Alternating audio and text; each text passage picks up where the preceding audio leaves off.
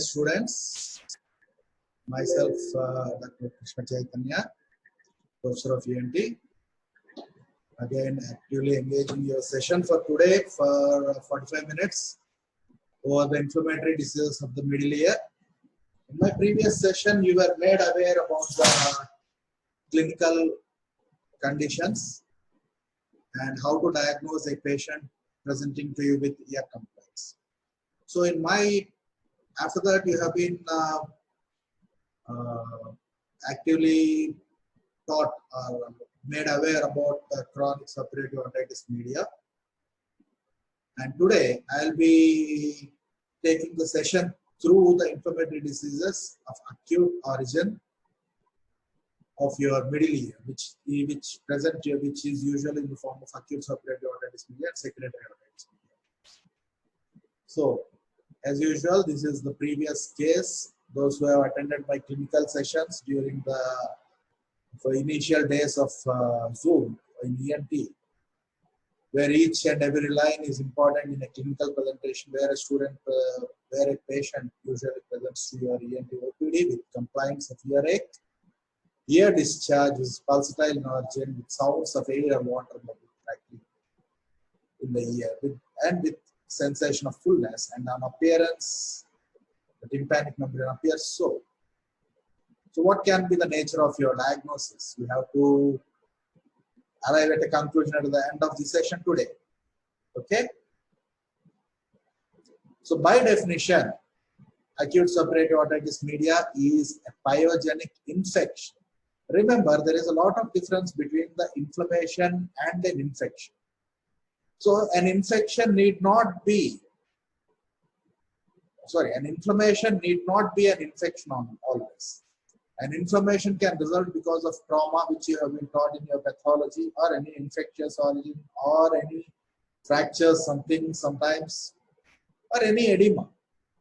It can lead to an inflammation. So the signs of inflammation, you are aware, RTCD, which you have been taught in your pathology. So by definition, acute suppurative otitis media is a pyogenic infection. Pyogenic, nothing but which presents with a frank pus. Sometimes the pus can be what you call as ear discharge in your routine case, which can be of a mucoid origin or a mucopurulent origin and a purulent origin. So here, most of the times, it is a mucopurulent origin. Why it is mucoid and mucopurulent? Mucoid is because of the goblet cells in the middle ear, and mucopurulent, and when it gets secondarily infected, either because of a bacteria or because of a virus affecting your middle ear's cleft and the cells. So at that time, you call it as ASOM. So any infection of the middle ear which lasts less than 3 weeks of pyogenic origin along with an inflammatory disease condition usually is an ASOM. So routes of infection of ASOM may be through the Eustache and tube, a retrograde infection of an upper respiratory tract, or through a direct tympanic membrane perforation, or which you call as a traumatic perforation. So the appearance of the tympanic membrane, this traumatic perforation, is usually irregular with ragged edges.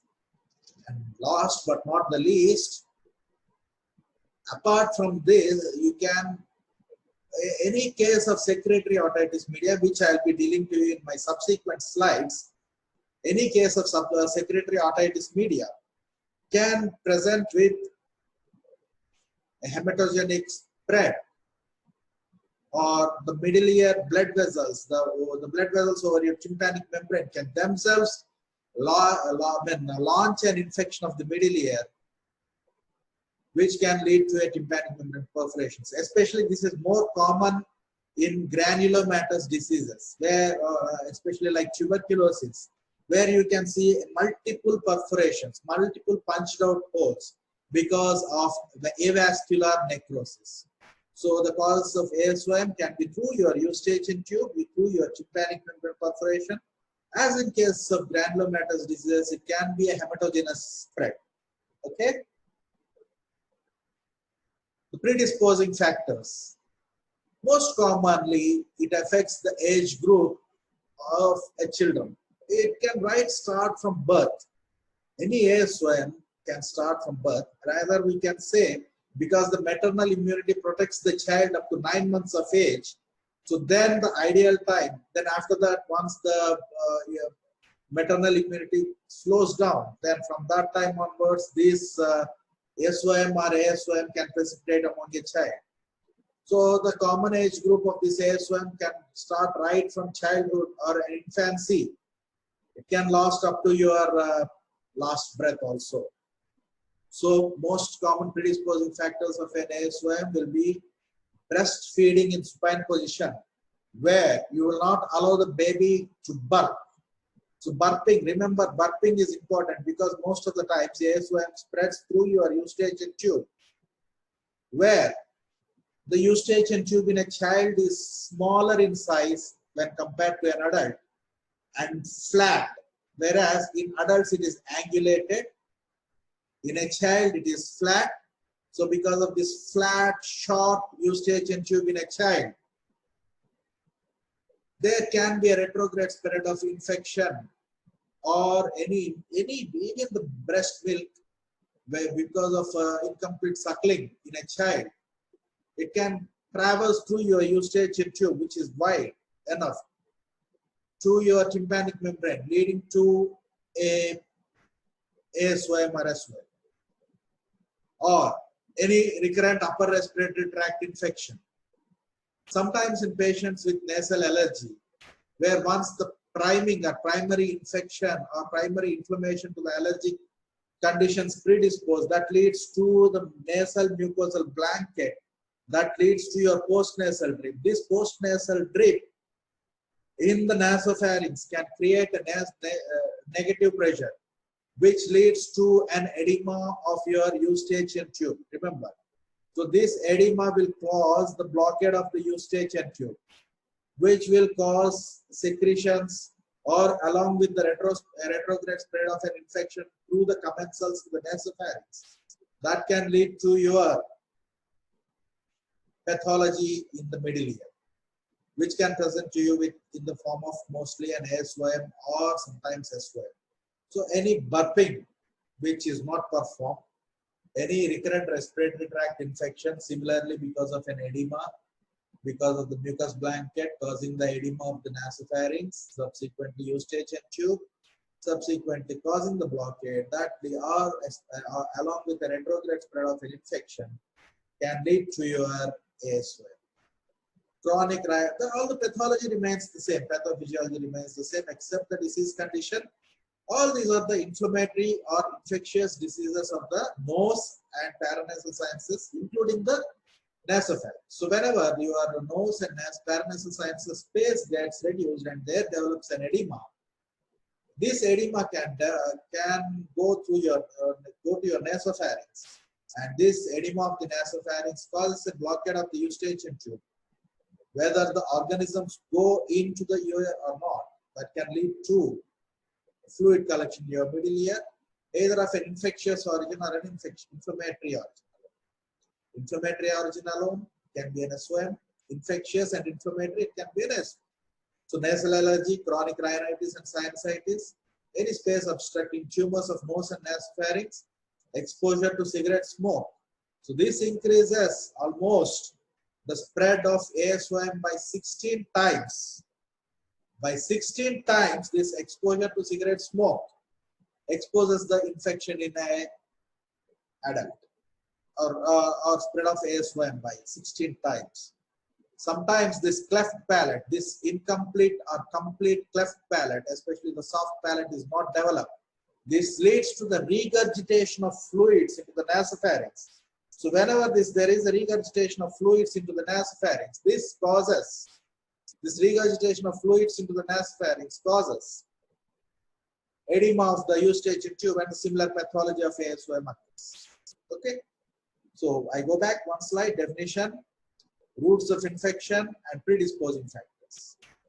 Then comes the bacteriology. Most common organism involved is Streptococcus pneumoniae in a child. When it comes to an adult, H. influenza is the most common organism causing ASOM.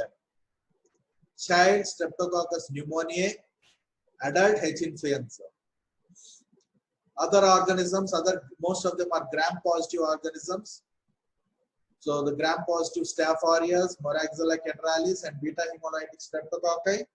These are all the causes, organisms which can be causing your ASOM.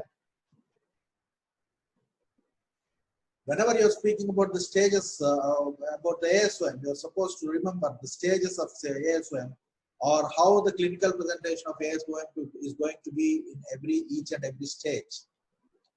So initial stages of, there are 4 stages in ASOM. Initially it will be in the stages of hyperemia or a congestion. It's a simple congestion where normal lying mucosa becomes edematous, it becomes purple to pink, and there appears a congestion, grossly pink. It can be again inflammation. So here occurs the tubal occlusion because of the edema. There will be a very mild earache, tympanic membrane retracted. You remember again there are 4 grades of retraction of tympanic membrane of pars tensa. Tympanic membrane can retract in pars tensa or a pars flaccida. Pars flaccida as an undergraduate is beyond your scope. You can as well remember about the pars tensa retraction of the tympanic. So pars tensa has 4 grades of retraction.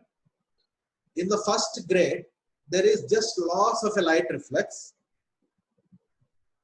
Stage 2, light reflex is distorted, and there is light behind, pushing behind of the tympanic membrane.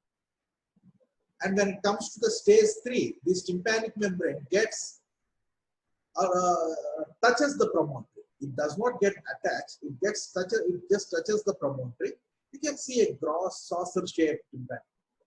And when it comes to grade 4, even without the tympanic membrane perforation, you will be able to appreciate the complete anatomical bony landmarks, the adherence to the promontory.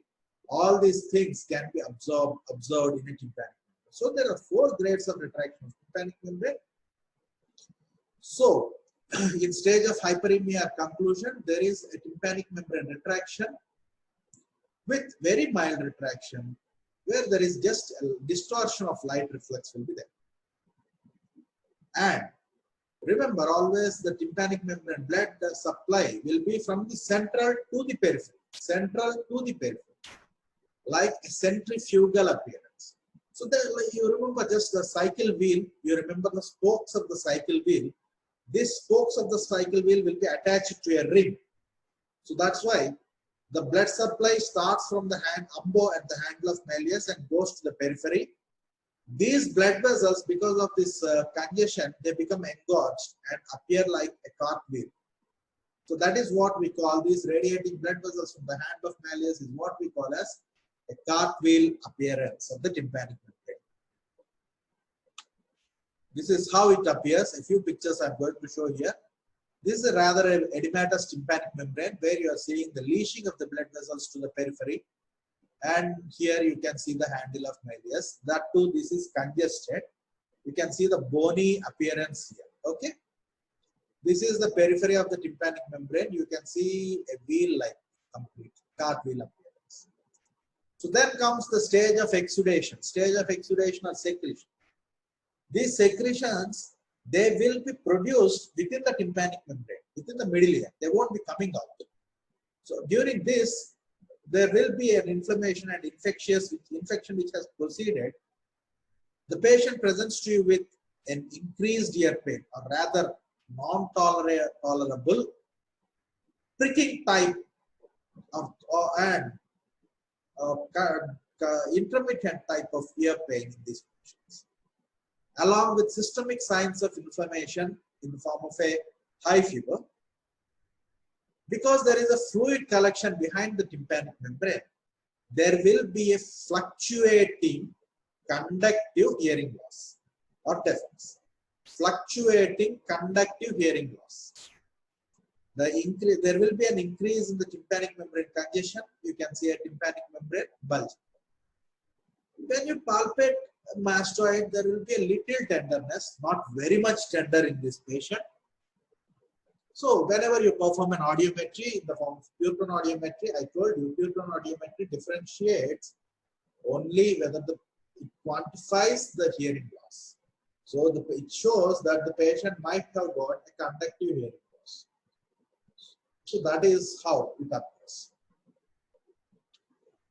This is a picture of stage of exudation. You can see that this side of the tympanic membrane is normal, and here you can see that there is a bulge in the attic, or rather posterior superior quadrant, what you call as sagging of the tympanic membrane. Sagging of the tympanic membrane can be seen in this ASOM in late stages, in stage of exudation. When you are seeing here, the tympanic membrane appears normal. It's bulged out in this end, you can see.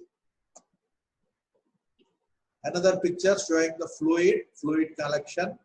You can see the fluid collected. There is a sagging of the posterior canal wall. This is the normal tympanic membrane. The fluid gets collected here. This is in the stage of exudation. There is no breach in the tympanic membrane till now. Okay. Another picture, you are seeing the normal tympanic membrane. You are seeing a tympanosclerotic patch.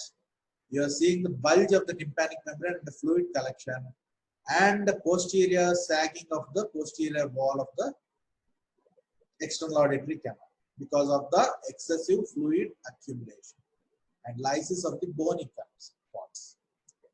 Here, there is complete fluid accumulation in the entire tympanic membrane. There is completely bulged out tympanic membrane. One more picture I have shown.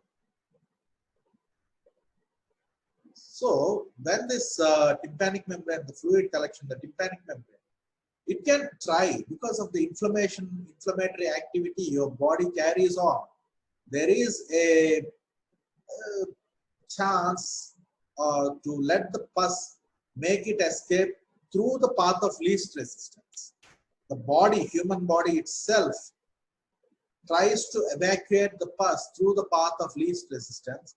So it sends out, it makes some lysis of a certain part of the tympanic membrane that we can call it as the nipple sign. So nipple sign, when there is a perforation about to happen to the tympanic membrane, there is a localized protrusion of the tympanic membrane due to the destruction of fibrous layer. Remember, tympanic membrane has 3 layers: outer epithelial, middle fibrous, inner mucosal layer. So, whenever there is an impending nipple sign positive, or whenever you are expecting perforation, the fibrous layer itself gets dissolved and there appears a protrusion over the tympanic membrane through which there is a chance that the fluid collection behind the intact tympanic membrane can come out.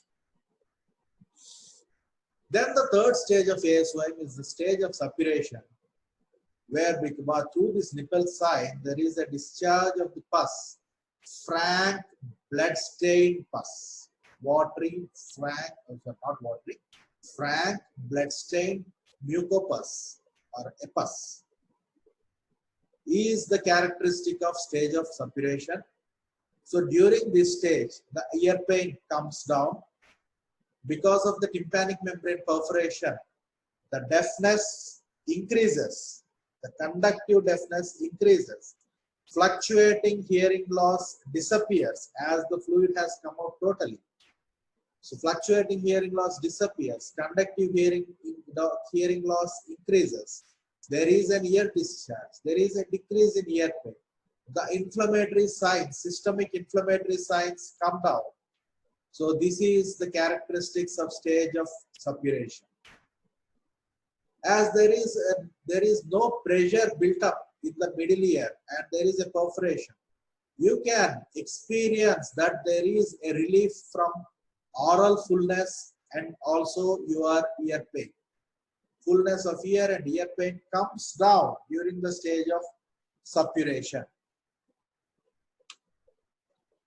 So during the stage of suppuration, most of the times you can see a blood-stained mucopus or a mucoid discharge.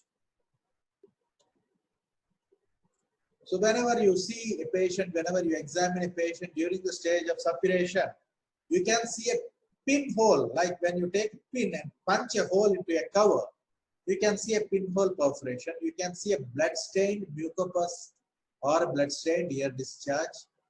And sometimes you can see a lighthouse sign where the other part of the tympanic membrane, it has become atelectatic. You can see an intermittent reflection of light. That is what you call as a lighthouse sign. Rather, this lighthouse sign can be also positive in stage of pre-suppuration also, because there is a fluctuating fluid. Whenever the tympanic membrane moves, you can be able to make out a cone of light. Okay, lighthouse sign is an intermittent reflection of light, which is characteristic of stage of suppuration. Conductive deafness establishes, it won't disappear because of the tympanic membrane perforation. And a radiological investigation when performed during this stage, it shows a clouding of mastoid air cells or clouding of mastoid antrum in the mastoid X-ray. What is the most common view of mastoid X-ray is a Scheller's view or a loss view. These two views are most commonly performed. So you can see here a pinhole perforation. The difference between a perforation of CSOM and ASOM is, in ASOM you can just see a very small perforation. In a patient of CSOM, this perforation is a little bit large in size, extending only in one quadrant, or it can be a horseshoe shape extending more than one quadrant. It can just spare the annulus and the handle of malleus, and it can be a total and can be a near total perforation. I don't say total perforation, it can be a near total perforation. Complete tympanic membrane is absent. But whereas in ASOM, it will be just a very small punched out pinhole perforation. Single punched out pinhole perforation is characteristic of ASOM. Multiple perforation, multiple punched out perforation is characteristic of granulomatous tubercular disease. Large central perforation is characteristic of involving either one quadrant, either a circular or a oval shaped perforation is characteristic of CSO. Tubotympanic. Perforation in the attic region with a retraction is characteristic of unsafe type of CSO. Perforation in the posterior superior canal wall with loss of a bony annulus is a marginal perforation. Okay, I'm just introducing you again to perforations. So this is what we call as clouding of mastoid air cell. This is your external auditory canal. Hope you have answered this question in your previous session, exam, weekly test. So this is what we call as clouding of mastoid air cell. This is your skull bone. This is your external auditory canal. Not properly imposed, you are able to see the internal auditory canal also in this X-ray. Okay. You are able to make out the TM joint here. Here. This is your TM joint. And this is your clouding of mastoid air cells. Okay. So the last stage in ASOM is stage of coalescent mastoiditis, where the ear already the conductive deafness is established, ear pain has decreased. The characteristic of stage 4 of ASOM, or stage of complications or stage of resolution. So during the stage, if it is resolution, all the clinical symptoms will come down. If it is leading to complications, there will be a persistent ear discharge with a mastoid reservoir sign positive. So whenever you are seeing this perforation, you are trying to mop out this ear discharge by oral toilet, either through a suction or through a mopping, dry mopping. Then immediately the pus starts filling up. This pus is present in the mastoid air cells, or rather in the mastoid air antrum. This can track down through the posterior superior canal wall into the floor of the middle ear, and this can track down out through the pinhole perforation. That is what we call as mastoid air cell, or mastoid reservoir cell. So there is a persistent ear discharge in stage of coalescent mastoiditis with a positive mastoid reservoir cell. As I told you, because of the lysis, because of the pus sags through the posterior wall, there is a sagging of the posterior superior canal wall. Because of the periosteitis in the adjacent mastoid. And because there is a pus in the mastoid antrum, and you are seeing certain signs of inflammatory abscess, there can be an ironed out appearance. The skin appears shiny. There is loss of wrinklings or loss of normal anatomical marks. You can see an ironed out appearance of the skin over the mastoid. Is characteristic of coalescent mastoiditis. This is a complication of ASOM. The fourth stage usually will be a stage of resolution. Okay. So this is how you are seeing a mastoid reservoir side. You are able to see the mucopus here. So once you mop this off, this immediately reappears. There will be pulsatile ear discharge. As I told you, this is the posterior sagging of the posterior canal wall. I have shown you previously. So pathogenesis, there is a adductus blockade, there is a failure of drainage. Adductus blockage in the posterior superior pathway, where the mucopus is draining, or where it should drain from the mastoid air cell to the external, to the middle ear, or from the middle ear to the mastoid air cells. The aeration of the middle ear cleft, when there is an addutus blockade, that leads to a negative pressure. So whenever there is a negative pressure in the addutus or the mastoid antrum, the infection starts a retrograde pathway through your eustachian tube. So this infection spreads to your middle ear. So there can be an addutus blockage. Whenever there is, as I told you, eustachian tube blockage, there is a failure of drainage. There, subsequently, it leads to a stage of secretions. So these secretions, this mucopus, whenever it is present very near to your bone, it can cause calcium decalcification of the bone. So whenever there is a decalcification of the bone, that leads to calcium loss, that leads to a patchy appearance. Whenever you are taking an X-ray, you can see that clearly. You can see some patchy appearance in the X-ray. That is one of the characteristics of a radiological finding in the case of ASOM. Okay? Not exactly ASOM, but there is a chance that in long-standing cases of ASOM, there is a chance for this hyperemic decalcification. So, because of this loss of calcium, usually in the mastoid air cell system, there are 9 types of air cells. There are almost 9 types of mastoid air cells. So, they are separated from each other depending on the anatomical region of their location. There are 9 types of mastoid air cells. So whenever this ASOM, where there is an accumulation of mucopus, there can be a dissolution of this bony septa. So there it forms a complete, all the mastoid air cells, they form only one cavity.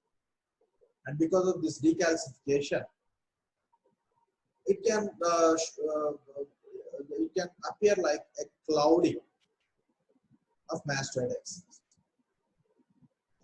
So when this leads to a complication, it can form mastoid abscess. Okay. So as I told you, apart from stages of complication, you are still seeing the stage of resolution. There is a formation of a granulation tissue. So whenever anything has to heal, it has to heal by neovascularization, by granulation tissue formation. So there is a granulation tissue formation here. So whenever there is a granulation tissue formation over any tissue, it leads to plugging of that perforation. So whenever there is a plugging of the perforation, there is a chance that tympanic membrane gets repaired or heals all by itself. Eustachian tube comes back to its normal function. The normal aeration of the middle ear cleft is established and addutus should be clear. So once this all is done, the perforation heals by itself and the ASOM resolves on its own. Either by its own or sometimes by most of the time by giving medications to the patient. What medications or what is the medical management, surgical management and investigations, I'll be dealing in subsequent slides. So during the stage of resolution, the otorrhoea stops. Normal hearing mechanism is established because there is a loss of normal fluid has come out and the tympanic membrane is repaired and there is a healed perforation. Remember, whenever the tympanic membrane gets healed, there is an absence of fibrous layer of the tympanic membrane. So in epithelial layer of the tympanic membrane can regenerate, mucosal layer of the tympanic membrane can regenerate, but the middle fibrous layer of the tympanic membrane cannot regenerate. When you have a case, when you have developed NAS1 once, the middle fibrous layer of the tympanic membrane is difficult to form again. So you are seeing the stage of resolution. Another